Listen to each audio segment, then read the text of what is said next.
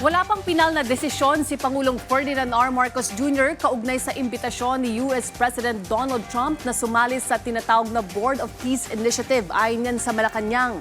Sinabi ni PCO Undersecretary at Palace Press Officer Claire Castro na sa ngayon ay wala pang natatapos na kasunduan o nakatakdang pulong kaugnay nito at maglalabas lang ng impormasyon ang pamahalaan kapag may malinaw na update na.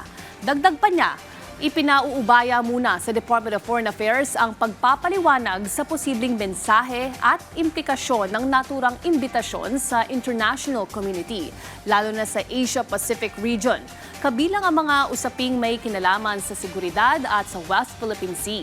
Samantala, tungkol naman sa nalalapit na biyahe ni Pangulong Ferdinand Marcos Jr. sa New York, ipinaubaya rin ng PCO sa DFA ang pagbibigay ng detalye hinggil sa mga posibleng pakikipagpulong ng Pangulo sa mga opisyal ng Estados Unidos, gayon din sa mga isyong maaring talakayin.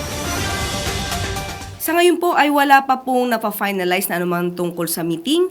Kung meron po ay ibibigay po namin sa inyong pinaka-update.